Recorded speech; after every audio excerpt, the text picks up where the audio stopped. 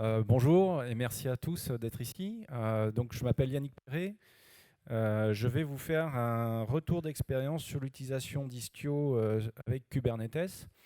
Voilà, donc vous avez ici mes identifiants sur LinkedIn et sur, comment ça s'appelle, sur Twitter. Vous pouvez me retrouver dessus, éventuellement interagir avec moi si vraiment vous avez envie.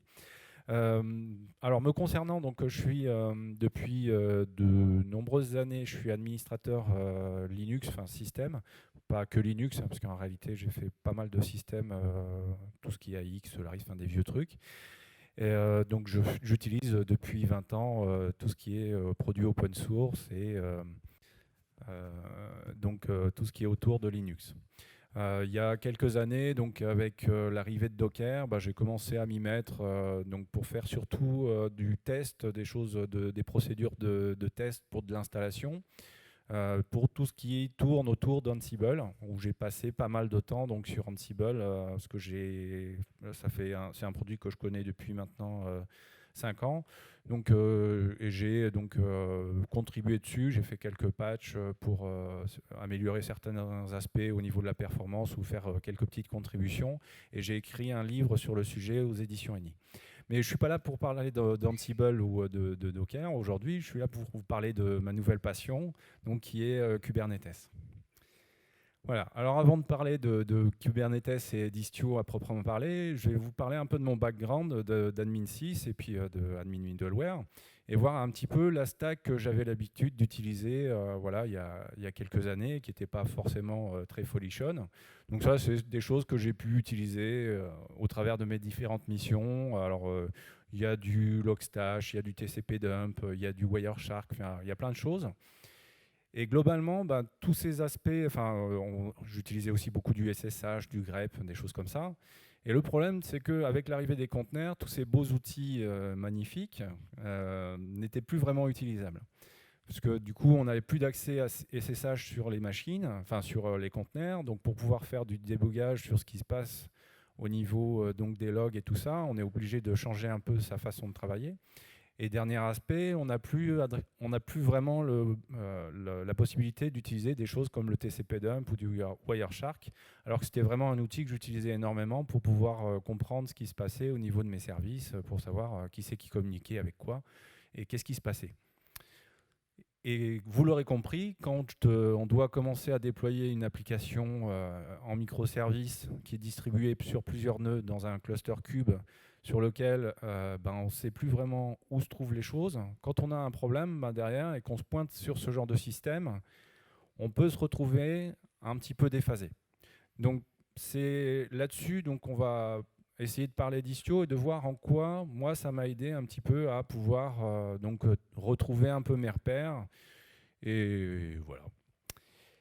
Donc en termes d'outillage, on n'a pas fait le choix directement d'Istio parce que bon voilà, moi ça fait à peu près 2 ans et demi que je fais du cube, mais voilà, quand j'ai vraiment réellement commencé à m'y mettre, c'était il y a à peu près un an et demi. Ben voilà, je suis arrivé avec mon background un petit peu d'admin 6 classique et j'ai pas tout de suite réfléchi à mettre en place Istio directement. Donc j'ai mis en place des choses comme Prometheus, du Grafana. Donc ça, c'est des outils que je connaissais un petit peu d'auparavant. Donc j'ai pas été trop déboussolé. Elasticsearch, pareil, bon, c'est des choses que je connaissais. Ça me permettait de centraliser mes logs, même si c'était un peu overkill par rapport aux besoins. Mais bon, c'est quand même pratique. Puis on s'est posé la question de mettre en place du Zipkin avec du Jagger, des choses comme ça pour pouvoir donc voir un peu ce qui se passe au niveau de l'application. Alors concrètement, comment ça se passe au niveau d'un service, la mise en place de ce genre de choses?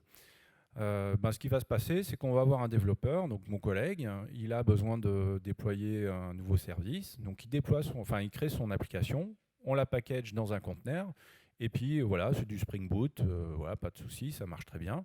Alors je lui dis, c'est très bien ce que tu as fait, maintenant il faudrait rajouter un health check pour pouvoir, au travers de Cube, comprendre, enfin regarder un petit peu, observer ce qui se passe, voir si on n'a pas un souci de surcharge ou des choses comme ça. Donc ça, c'est assez simple à mettre en œuvre. Puis moi, je lui dis, ce serait bien aussi qu'on mette en place un Prometheus pour justement avoir des métriques sur ce qui se passe sur notre service. Donc des métriques au niveau consommation CPU, consommation mémoire, des choses comme ça. Et puis on se pose la question, mais ouais, mais ce serait pas mal si on pouvait aussi voir, vu qu'on est dans un microservice, on a une vingtaine d'applications, enfin de services qui sont dans notre application. Bah, on commence à avoir du mal à voir qui c'est qui appelle quoi, quelles sont les interactions entre les différents services. Donc on se dit, bah, ce serait pas mal qu'on commence à mettre du Zipkin pour aider un peu tout ça, à y voir un peu plus clair. Et puis voilà, on met ça en place, on veut communiquer avec un autre service, et puis on se dit, bah, ce serait bien quand même que je puisse mettre un circuit breaker, si jamais mon service il se met à déconner, bah, que comme ça je n'effondre pas mon service. Donc ça fait une brique en plus qu'il faut rajouter dans l'application.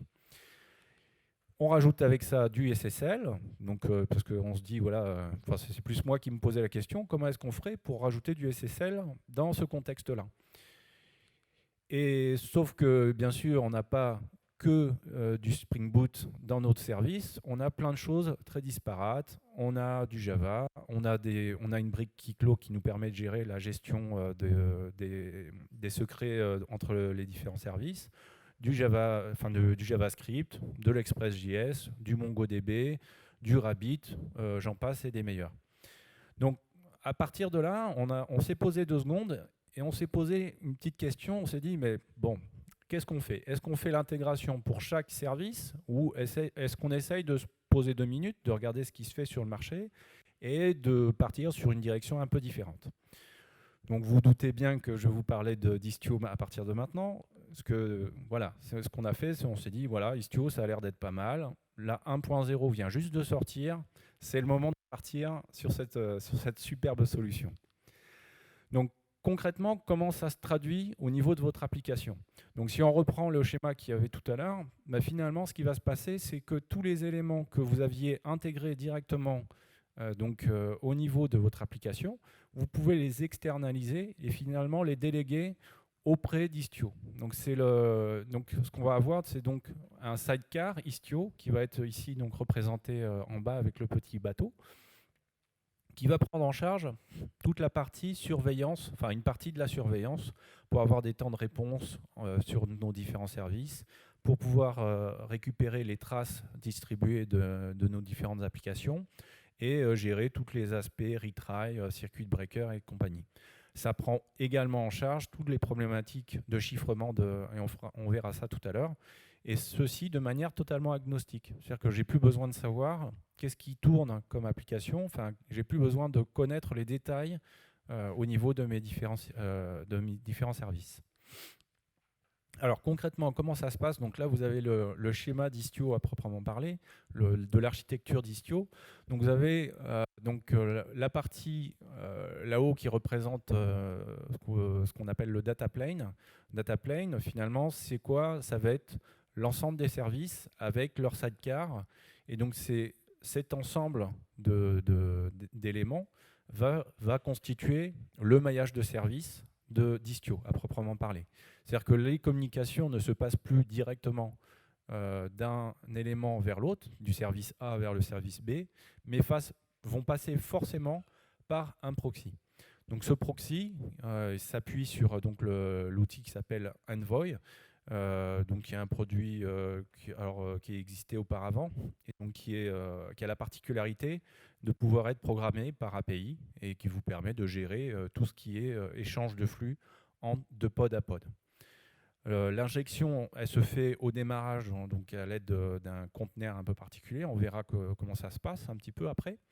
Mais en gros, on va avoir donc des appels à IP table au niveau du kernel Linux qui vont configurer tous les appels qui vont se faire vers l'extérieur. Finalement, on va les injecter au niveau du proxy. Ce proxy va ensuite récupérer donc ce flux-là et l'envoyer.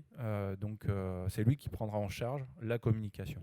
Après, lui, il est tout à fait en mesure de pouvoir faire donc soit de la communication en clair ou soit à l'aide de TLS ou de choses comme ça. Donc ça, c'est pour la partie data plane. Et la partie du bas, donc la partie control plane, c'est celle qui va prendre en charge tout l'aspect tuyauterie, on va dire. C'est-à-dire, on va avoir une partie qui va... Ah, il n'y a plus de son. Ça, c'est revenu. Non, ça coupe de temps en temps, je trouve. Oui, ça coupe régulièrement même. Bon, c'est des problèmes techniques, c'est pas grave.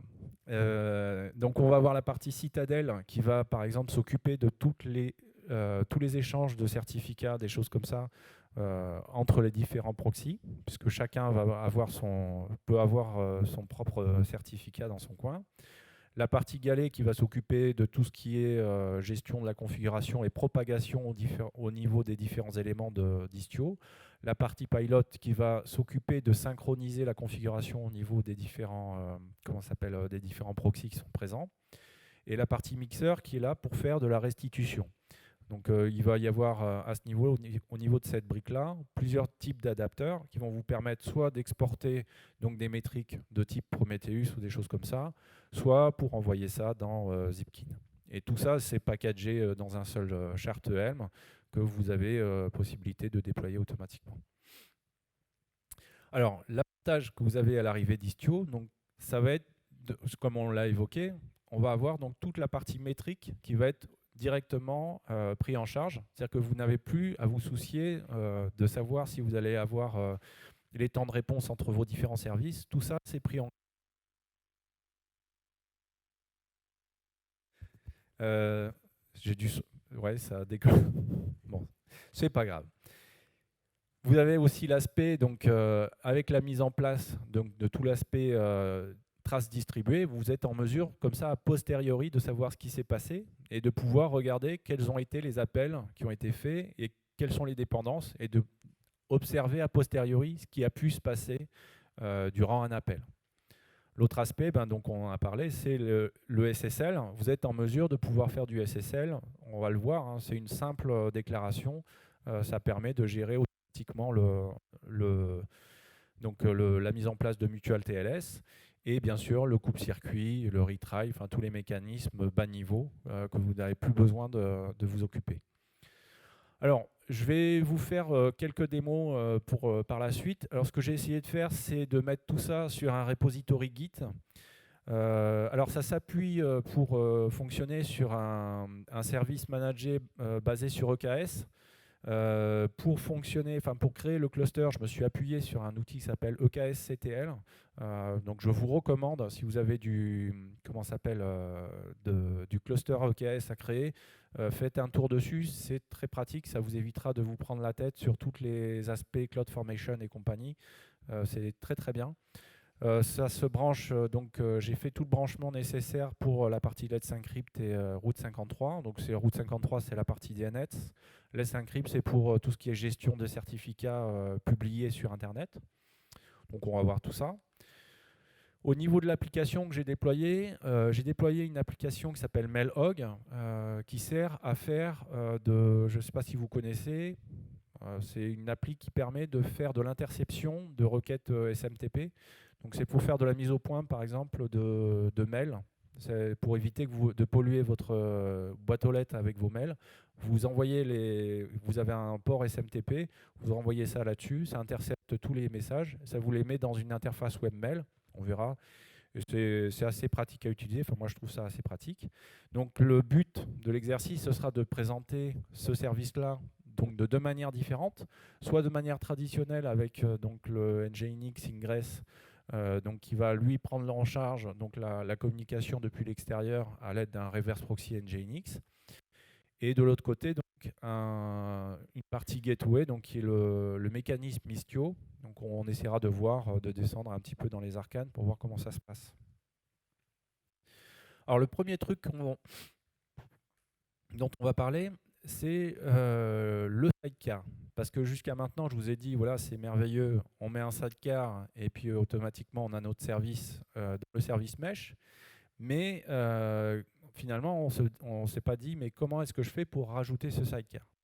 Donc le principe, c'est d'utiliser un mécanisme d'injection. Donc ça va être au niveau des webhooks d'entrée de l'API de Cube, on peut mettre en place un système d'interception. Je crois que c'est le webhook mutator. Enfin, ça permet d'intercepter quelque chose une fois qu'il est avant d'être soumis à l'API. Et ce mécanisme, ensuite, on peut cette requête, on peut la prendre, l'envoyer dans un service qui va, lui, prendre en charge l'injection donc, du sidecar automatiquement. Donc, comment ça se présente? Ça se fait à l'aide donc, de deux choses. Donc, donc bien sûr, il faut avoir déployé Istio, hein, ça c'est évident. Mais ça va se faire au niveau d'une annotation qu'on fait au niveau du namespace. Donc là, on va prendre le cas de... Hop, alors attendez, je retrouve mes petits. En plus, j'ai redémarré. C'est merveilleux, les joies du direct.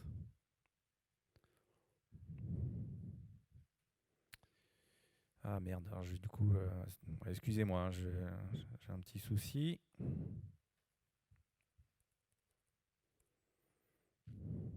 Voilà. C'est suffisamment gros, c'est bon? Ouais. Alors.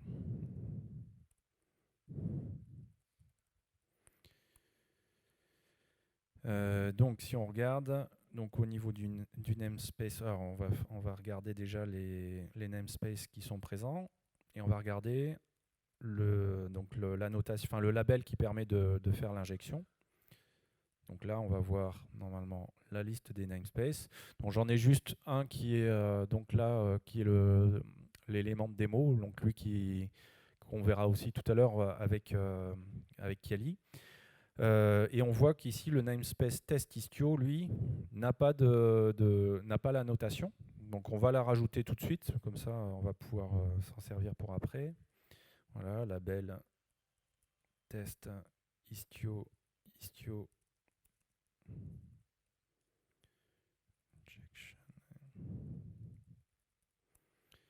Voilà, si on regarde à nouveau la liste. Donc le fait d'avoir ajouté cette annotation, ce qui va se passer, c'est quand on va observer ce qui se passe donc au niveau de notre namespace test Istio là. Donc ouais, j'utilise K9S juste pour voir l'aspect parce que c'est un outil qui est assez sympathique, qui vous permet de voir comme ça directement l'état des conteneurs qui sont contenus dans un pod et d'aller voir la log par exemple de ce qui se passe à l'intérieur. Alors je me suis trompé, voilà, excusez-moi. Et donc là, ce qui va se passer, c'est on va ouvrir une deuxième fenêtre et on va tuer le pod qui traîne pour forcer sa recréation et qui est le mécanisme d'injection qui se fasse. Donc là, on l'a supprimé. Et ça devrait se traduire par donc le pod auparavant qui était constitué d'un seul conteneur. Alors j'ai pas pris le temps de le voir, mais bon, c'est pas grave. Donc là, ce qu'on voit, c'est qu'on a donc c'est à ce niveau-là, vous avez deux conteneurs qui sont lancés. Donc ça se traduit par le fait qu'on a un autre conteneur applicatif. Et à côté de ça, on a le sidecar donc, qui a été mis en place. On peut aller jeter un coup d'œil dessus. On voit qu'au niveau des conteneurs, par rapport à tout à l'heure, on avait un seul conteneur, le conteneur mail-hog. Maintenant, on voit qu'on a un conteneur Istio init, donc ça va être lui qui va être en charge à l'initialisation du conteneur de faire les appels IP tables, et Istio Proxy qui va lui être en charge de faire toute la communication, la synchronisation avec le service mesh d'Istio. On peut jeter un coup d'œil à la log. Donc là, on voit le résultat de l'appel qui a injecté des règles IP tables. Et ici, on voit la log de notre proxy donc Envoy. Alors, hop, est-ce qu'on peut remonter? Oui, on peut remonter. Voilà, on peut faire ça. Et donc sinon, si on retourne dans notre make hog, on voit que ce dernier, voilà, il est démarré, il n'y a pas de souci.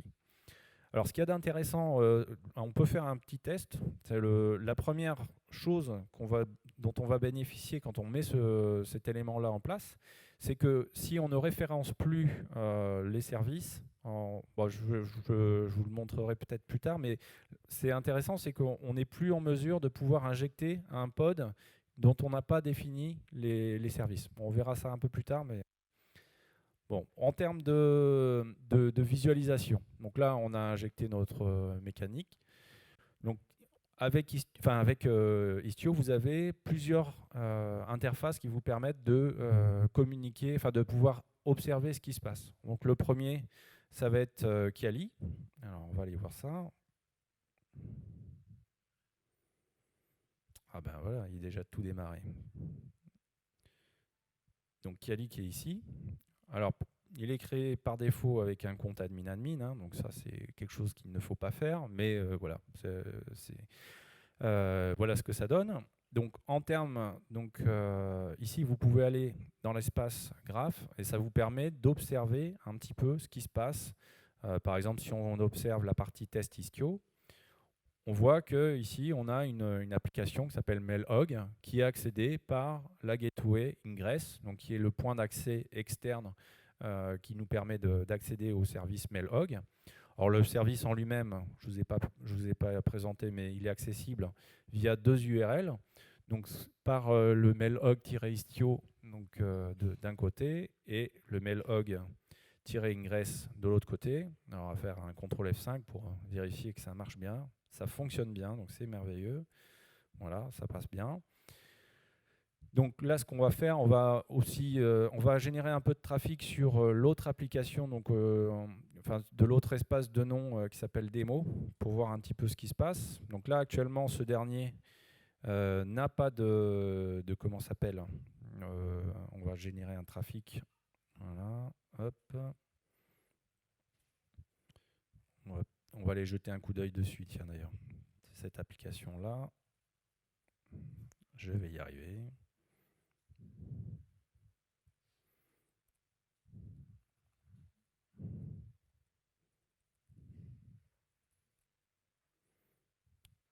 Introuvable. C'est merveilleux. Qu'est-ce que j'ai fait comme bêtise? Bon, j'ai dû casser quelque chose. Bon, je verrai ça, on verra ça tout à l'heure. Ouais, enfin bref. Voilà, on a ici donc l'appli. Alors c'est bizarre qu'elle apparaisse. Bon, il faudra que je creuse un petit peu tout à l'heure. Bon, tant pis, les effets du direct. Où est-ce que j'en étais? Donc du coup, voilà, on a vu la partie Kali qui vous permet de faire une restitution des services qui sont présents, les dépendances qu'il y a entre vos différents éléments. Donc on sait par exemple que le product page va appeler le service details ou le service review, lui-même va appeler le service ratings. On peut donc aussi on peut aller faire une observation sur les différents éléments qui sont présents, voir qu'est-ce qui se passe dessus. Par exemple, voilà, on peut regarder un peu le trafic au niveau entrant, d'où est-ce que vient le trafic. Voilà, on a accès à quelques métriques. Alors là, pour l'instant, on n'a pas de métriques. Oui, c'est normal, puisqu'on n'a pas d'activité sur celui-là. On va aller faire un tour sur celui de Mailhog. Là, normalement, on devrait avoir du trafic. Voilà, on voit un petit peu ce qui se passe. En termes de sortie, normalement, on ne doit rien avoir du tout. On peut aller donc voir au niveau de chaque élément ce qui se passe. On a le même type de métrique. Et on a branché directement, on a accès donc comme ça à des dashboards Grafana. Donc là, ici, par exemple, on a le trafic en entrée du service qui s'appelle mailhog-test-istio. Et on peut comme ça jongler très facilement d'un namespace à un autre. On peut aller par exemple sur celui de démo. On peut aller, après derrière sur celui de démo, on a plusieurs workloads qui sont présents. On peut comme ça observer ce qui se passe au niveau de chaque service pour avoir des informations, par exemple, sur les temps de réponse ou des choses comme ça.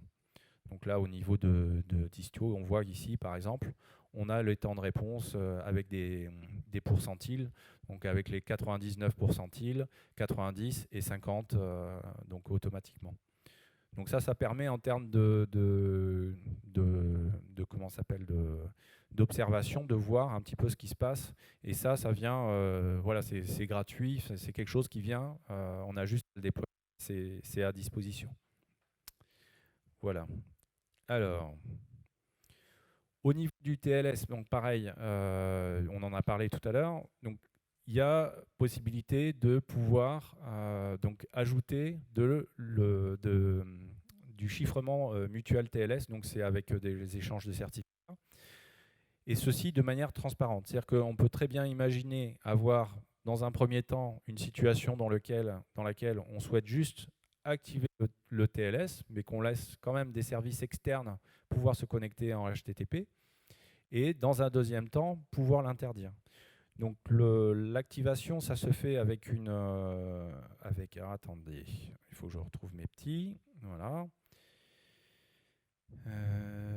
Donc la partie mutuelle TLS, que je n'ai pas ouverte, bien sûr. Voilà, c'est ici. Donc on va avoir deux types d'objets. On va avoir des objets de type donc destination rule qui va nous permettre de dire, voilà, pour cette destination, quand tu es dans le service mesh, je veux que tu fasses de la communication de type mutual TLS. Et une deuxième partie, donc une fois qu'on a, donc on peut l'appliquer, cette activation.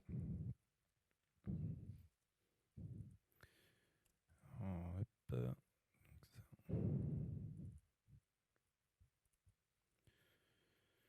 MTLS.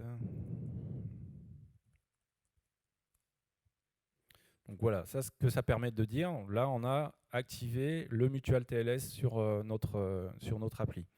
Alors, vous allez me dire, vous allez me croire sur mes beaux yeux, mais vous voulez voir comment ça peut se passer. Donc ce qu'on va faire, c'est qu'on va venir observer les logs de deux pods que j'ai lancés, donc qui sont lancés en local, et qui génèrent une activité blanche depuis tout à l'heure. Donc si on regarde la log qui est produite par ces pods, voilà, ça ressemble à ça. Voilà. On a d'un côté une partie qui passe par l'ingress, donc en tant qu'externe, et un qui passe par Istio. Alors, c'est par le service mesh. Voilà. Donc ce qu'on va faire, c'est on va scruter à l'aide. Alors j'ai oublié. Hop, describe pod.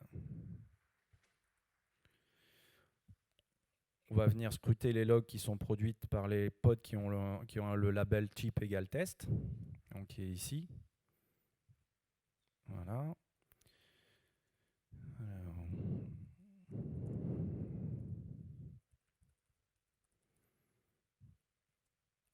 Voilà, donc là on voit qu'on a nos deux appels qui se font en parallèle avec du HTTP. Enfin, ça se passe bien, les codes retour. Et donc quand on active normalement,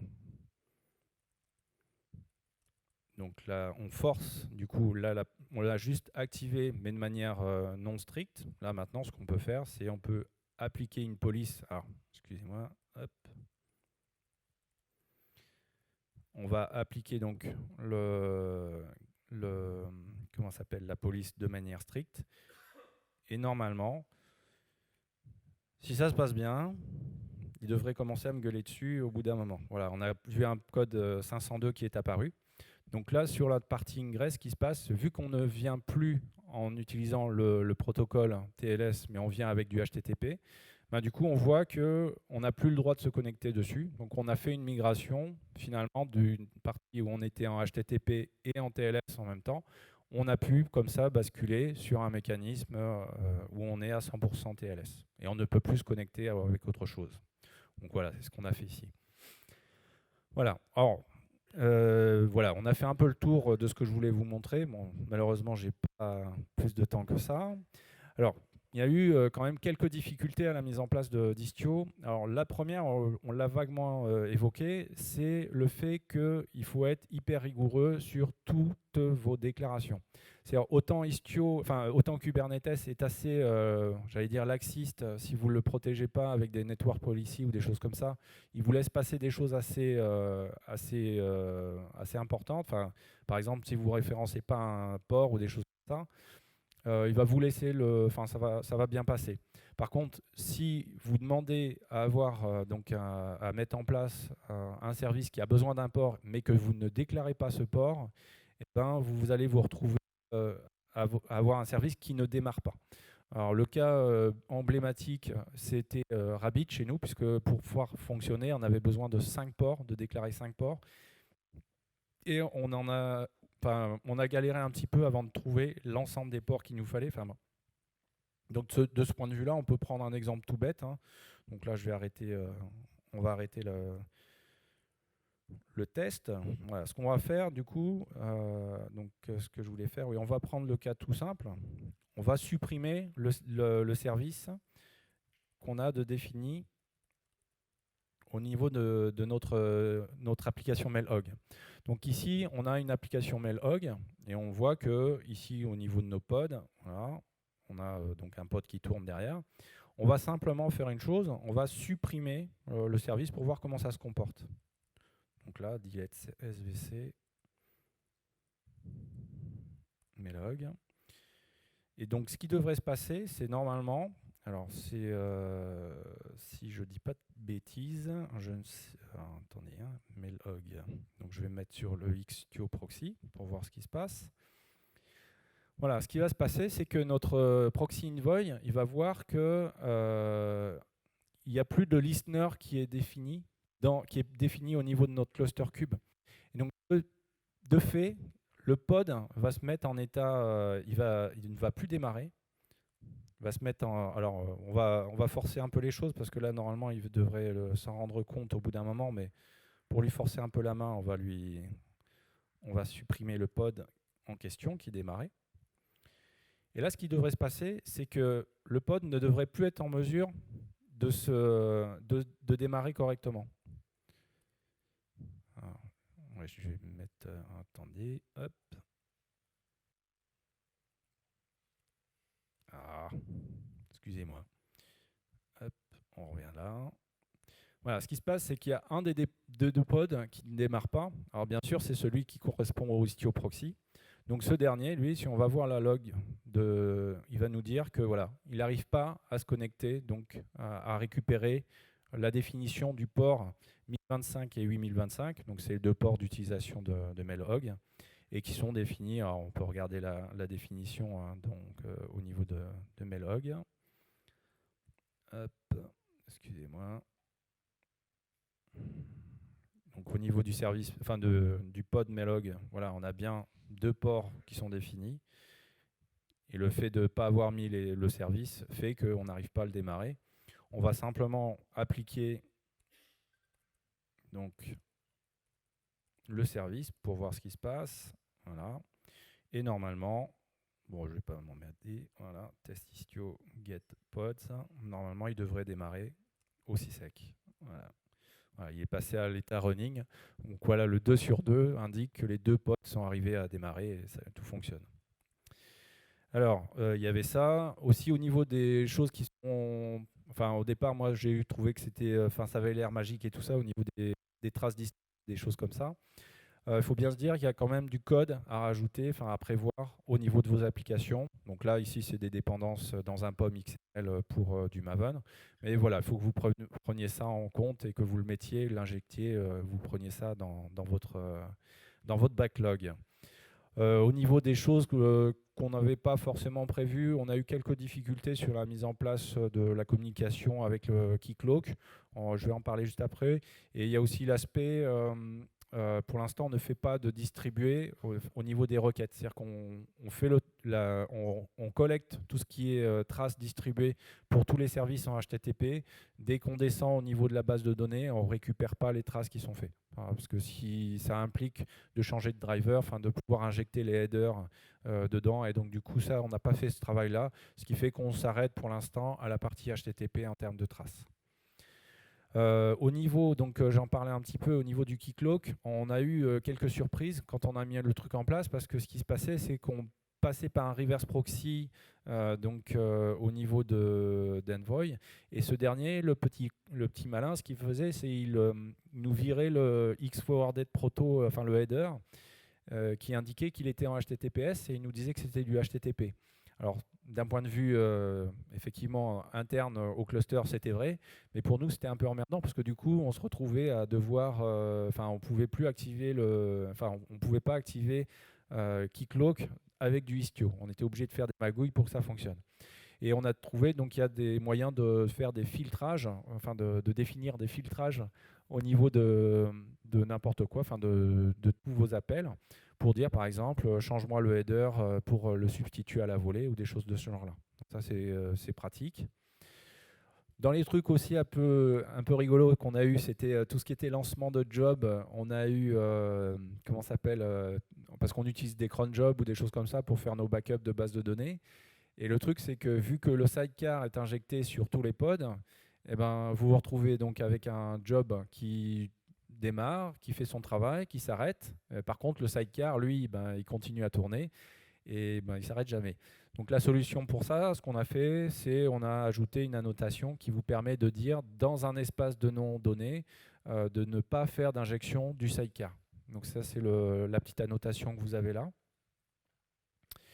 Dans les trucs aussi sur lesquels on a pas mal galéré, c'était sur la mise en place de la gateway, parce que les anciennes versions, la gateway elle était vraiment très rigide. C'est-à-dire pour la mettre à jour, ça pouvait être compliqué. Donc ce qu'on a fait dans un premier temps, c'est on est passé par une ressource ingress qui nous envoyait ensuite le trafic dans une gateway. Donc voilà, c'est faisable, ça fonctionne plutôt bien. Par contre, bon, ça veut dire que entre votre gateway, entre votre ingress et JNX et votre proxy envoy donc d'entrée, la gateway, vous avez le flux qui est en HTTP dans ces cas-là. Voilà. Après, dans les trucs rigolos qu'on a eu également, c'est du fait qu'on ait besoin de tout référencer, on s'est retrouvé des fois avec des appels un peu qu'on a découvert. On a découvert que notre appli faisait des appels derrière notre dos sans qu'on le sache. Il y en a un qui était rigolo, c'était le tzurl.org. Donc c'est un service de time zone. Ça vous permet de savoir quelles sont les caractéristiques de votre time zone. Et on ne s'en rendait pas compte, mais c'était notre appli, un autre service Java pour faire des rendez-vous. Il mettait à jour à chaque démarrage en faisant des appels là-dessus. Donc on avait des belles stack traces très mignonnes qui nous disaient TZURL, j'arrive pas à l'atteindre. Donc ça c'était rigolo. Il a fallu référencer. Donc c'est pareil, il faut faut nommer ce truc-là, le désigner. Tout ce qui est appel vers aussi les API du gouvernement pour avoir la liste des communes, des départements, des choses comme ça. On avait également des stack traces qui étaient moins graves, mais sur tout ce qui est Java Spring ou des choses comme ça, ils font beaucoup appel au metadata cloud. Alors, c'est une adresse IP qui est utilisée, qui est en 169, 169, 169, 169, excusez-moi, et qui contient en gros les caractéristiques de la machine à plante. Ça va lui donner son adresse IP, son nom de DNS, des choses comme ça. Donc c'est pareil, ça c'était des choses qu'on... On a découvert ça un petit peu par hasard. Et on avait aussi un service de récupération de métadata. Donc pareil, ça c'était quelque chose par contre sur lequel on n'a pas pu en faire en version 1.0. On a rajouté une annotation pour dire on était pour interdire l'injection de sidecar. Et comme ça permettait de pouvoir interroger n'importe quel service. Voilà. Alors pour en arriver donc à la conclusion de tout ça, ah oui, j'ai oublié de vous parler de tout ça, parce qu'au début, je vous ai dit qu'on ne pouvait plus utiliser comment s'appelle Wireshark avec Cube. En réalité, si, je voulais vous en parler, c'est super sympa. Il y a un système qui est apparu en version 1.12, si je ne dis pas de bêtises, qui permet de faire de...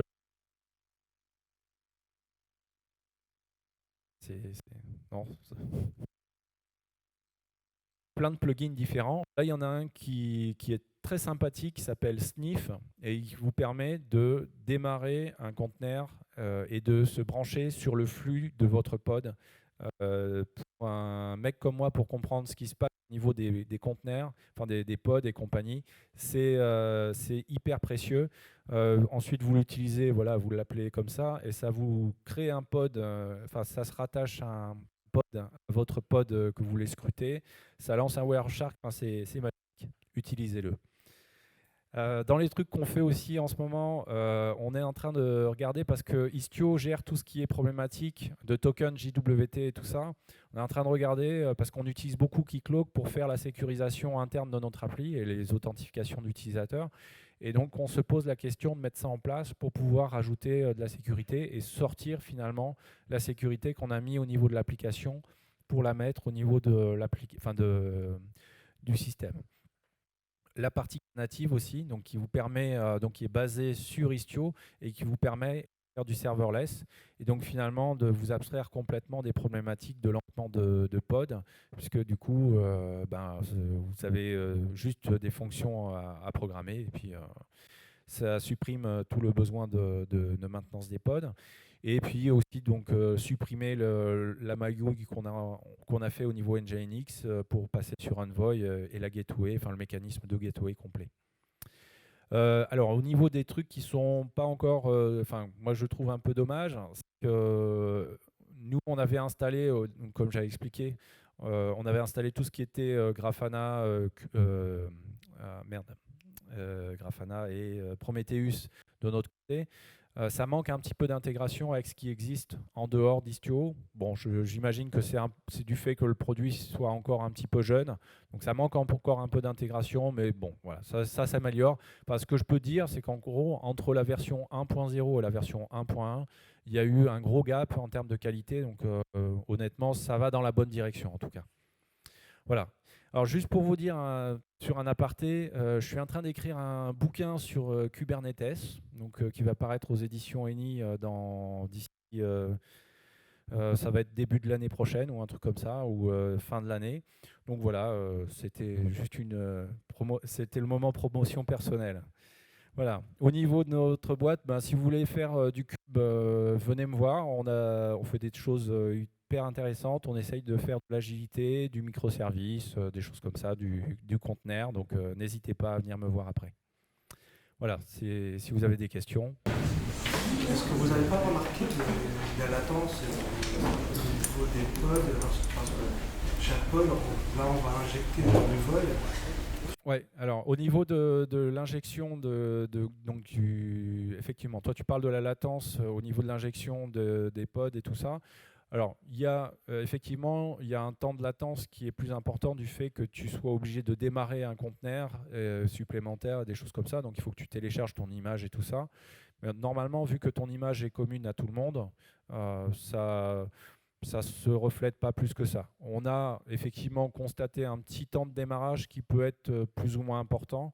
Celui qui nous a le plus emmerdé, c'était Rabbit. On a été obligé de faire des magouilles parce que lui, il s'attend à avoir une couche réseau prête dès qu'il démarre. Et effectivement, cette petite latence fait que ça peut durer quelques secondes. Bon, pour être très honnête, vu que de toute façon, nos pods, ils mettent, pour l'essentiel, c'était des choses à base de JavaScript, de Spring Boot ou des choses comme ça. Donc ça met un peu de temps à démarrer, donc ça se fait en parallèle. Donc sur le temps de démarrage, je ne pense pas qu'on voit grand-chose. Et sur l'utilisation au niveau des applis en elles-mêmes, on n'a pas vu enfin, on ne voit pas la différence. Ce n'est pas humainement perceptible. Vous avez fait du HPA Alors du HPA, j'imagine parce que si on agite le sidecar et qu'après je vais faire du HPA, là je vais avoir vraiment un temps important de scaling.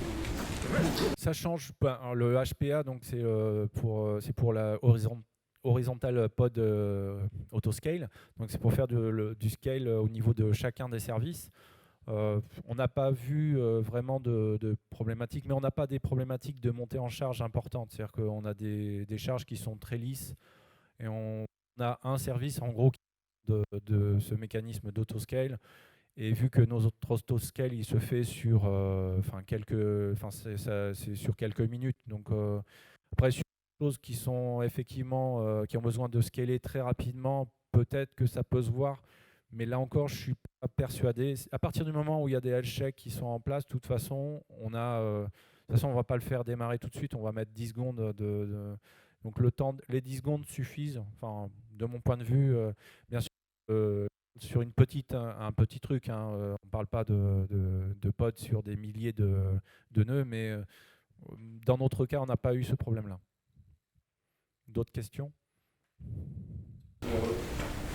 Est-ce qu'on peut utiliser du coup Istio dans un cluster Kubernetes existant qui a par exemple déjà un contrôleur ingress en parallèle? Oui, tout à fait. Alors ce que j'ai montré là, c'était vraiment un cluster. Alors, on pourra peut-être en discuter un petit peu après si vous avez des questions sur le. Mais il y a vraiment deux moyens différents, distincts. Une dans lequel on est sur du ingress pur une sur du Istio et on peut tout à fait cohabiter avec les deux en même temps.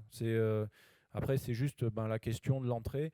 Tout ce qui est création d'entrée DNS et tout ça, c'est géré avec External DNS. Je ne sais pas si tu vois ce que c'est. Donc, tu as tout ça qui est géré automatiquement. Le seul truc qui est un peu chiant, c'est la génération des certificats. Actuellement, je passe par la méthode DNS pour la gestion des certificats plutôt que du HTTP parce que ça ne fonctionne pas bien, on va dire. On va faire simple. La partie DNS, l'avantage, c'est que comme ça, tu es indépendant du fait que ce soit publié ou pas. Ça génère un truc avec juste des entrées DNS. Ça fait des appels d'API. Alors ça marche sur Route 53 ou Google DNS. Ça marche très très bien. Il n'y a pas de souci à ce niveau-là. Ça marche en tout cas sur Google et Amazon. D'autres questions? Oui. Oui. C'est-à-dire je serais bien incapable de te répondre de manière catégorique. Je pense que tu peux le scaler, tu peux le rendre après. Il faut voir ça aussi. Ça dépend bien sûr de la taille de ton conteneur, enfin de ton cluster. Mais en soi, le fait qu'il ne soit pas là, tu peux le redémarrer. Ça ne va pas pour autant faire tomber ton service mesh. Vu que ce qui se passe, c'est que tu vas avoir une propagation de la configuration du control plane vers le data plane. Une fois qu'il est présent, de toute façon, il ne se passe rien, quoi. Enfin, tant qu'il n'y a pas de mise à jour, tu peux contrôler, tu as moyen de regarder si ton control plane et ton data plane est synchronisé. Enfin, je pense que ça répond à ta question, quoi. Par contre, effectivement, si tu as des pods qui sont créés entre-temps, oui, pendant le temps où c'est indispo, effectivement, tu peux. Mais là encore, ça va juste, parce que c'est assez rapide à redémarrer. Toujours pareil, hein, bien sûr, il faut. C'est sur des petites installs. Oui, je pense qu'il n'y a pas de souci, tu peux l'attendre. Après, sur des trucs plus gros, ça peut peut-être poser problème, effectivement. C'est bon pour tout le monde? Bon, n'hésitez pas à venir, si vous avez des questions. J'ai mis tous les exemples qui m'ont servi sur le repository Git. Allez dessus, hein, il y a vraiment, j'ai mis en place tout le nécessaire pour configurer la partie. Alors, je ne l'ai pas montré, mais tout est là. Vous avez un petit README, alors c'est très laconique, hein, ça vous permet de dire qu'est-ce qui a besoin de... Alors j'ai fait un petit schéma en Mermaid, hein, sauf que sous GitHub, il ne supporte pas Mermaid, donc ça ne marche pas très bien. Enfin bref, il faudra que je le mette. Mais ça vous permet de mettre en place toute la partie synchronisation external DNS, la partie gestion des certificats du reverse proxy Nginx normal, le déploiement d'Istio. Enfin, tout est géré, donc tout est scripté. Donc si vous avez envie de jouer avec ça, n'hésitez pas là-dessus. C'est assez rapide. Enfin, ça demande un peu d'investissement. Et normalement, ça devrait fonctionner.